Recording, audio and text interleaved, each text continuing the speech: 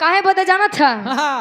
आज के लोग भले ही एजुकेटेड हो रहे हैं, लेकिन संस्कार जो पहले ही हमारे दादी माई के रहन उ आज वाले के ये लोग पहले मुंह ढाकत रही। काहे बता जाना था। हाँ, इनका सबका दांत बड़े बड़े होत रहा, इबा तो पे रहा। अच्छा हम तो नहीं देखत है केकर दांत बड़ा बड़ा बा।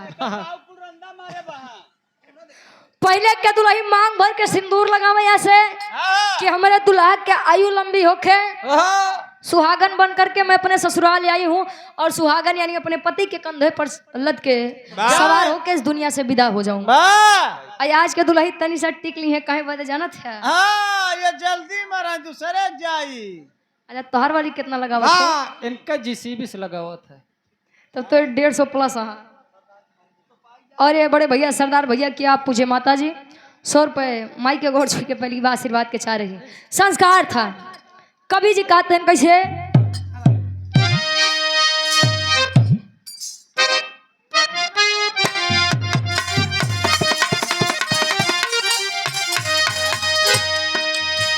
राजा हो तो है कैसे मनाए, राजा हो तो है कैसे,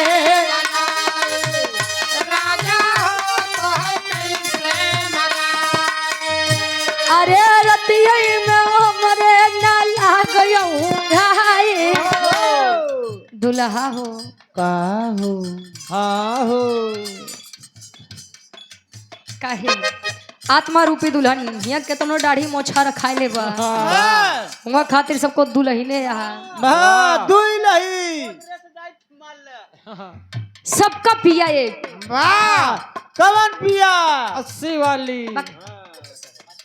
परमेश्वर पिया परमेश्वर पति परमेश्वर। केहू के दिमाग 75 पे बा तो केहू के दिमाग 110 वाली बा। अब कितना मिला हम ना जानी। दादा ठीक बा? दादा बताइए।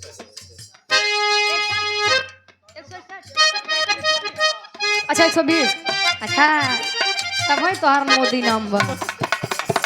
अरे रतिया में हमरे न लागयऊ घाई, रजऊ हो तो है कैसे मनाई, रजऊ हो तो है कैसे मनाई, रजऊ हो तो है कैसे मनाई।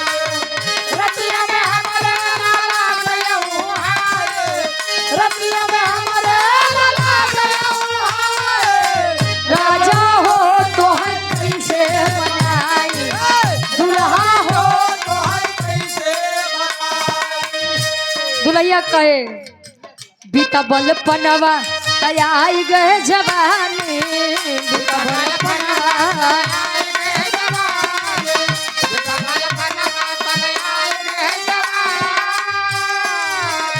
ए गुरुजी दुल्ही कहे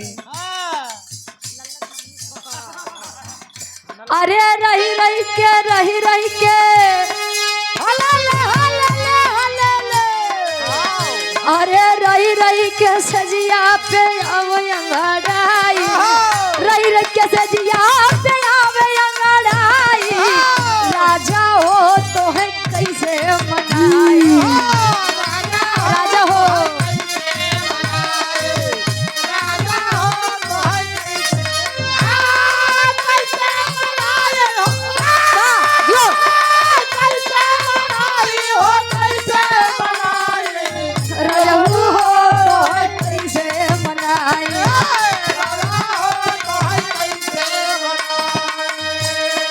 कहा जान दे,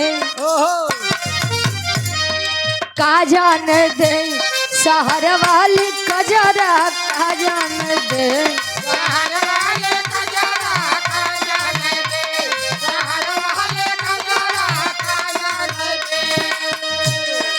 आन के बोलमुआ के सेज पसुतावे, आन के बोलमुआ के सेज पसुतावे,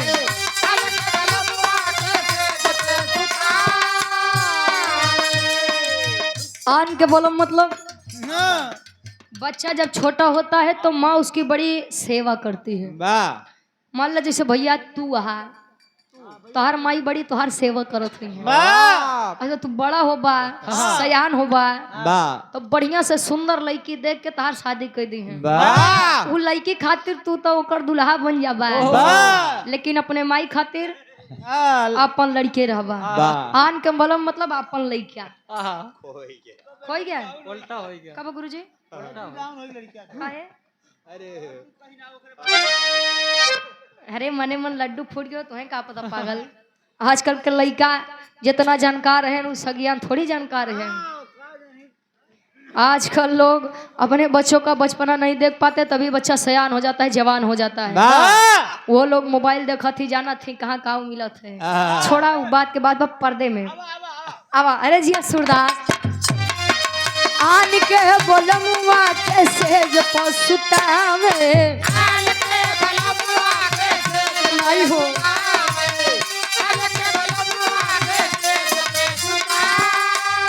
अरे अपने बलम के बिछा दी गोनारा, अरे अपने बलम के बिछा दी गोनारा, का जान दे सहारा वाली कजरा, का जान दे। अरे जिया जिया सुदास क्या बात है। हम गाना तई दिक्कत तो है ज्यादा बा, एक लाइन और गवाले फिर जा। ये हमारे भैया के फरमाइश बा भला जेकर पिरा देखा ई सोहर गीत बा, और इस सोहर गीत में 3 लाइन हम गाए रहे, जेमा ई एक लाइन बड़ी फेमस बा और इंस्टाग्राम पे 50,000 प्लस वाह इस पर रील भी बनी है। 2 लाइन गा ये हमारे काकी दाई लोग गावे कैसे।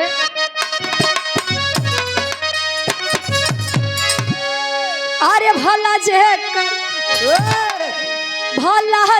कर पिरायु है जान, दूसर केहू का जान। भला जे कर पिरायु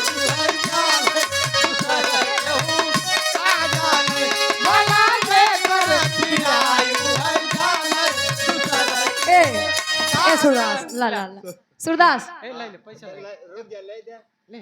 बड़ा मेहनत करत बा बेचारा। हाँ लैला, लेकिन वैसे तू आनहर मनई तो है पैसा का जरूरत बा ना मेरा माइले। अच्छा कहे कहे जकरे भैया जकरे नाई फटी बेबाई उका जाने पीर पराई। अब जकरे ऊपर बीता तू है जाना कहे तो तू लगी बतावे हमार सैया हमार राजा। हमार पोपो पोपो के मतलब हो प्यार से बुलाओ। अच्छा चाची हमार बुलावत हुई ना। वाह अब का प्यारे वाली भाषा हम बतावत है। तू लैया बता अपने सैया जी से। सासू न जाने ननदियो न जाने, सासू न जाने हमार दुल्हा ननदियो न जाने, सासू न जाने हाय ननदियो न जाने। ए माई जे करे ऊपर बीते उहै जाने, दूसर केहू का जाने। जे करे ऊपर बीते का जाने, जे करे ऊपर का जाने।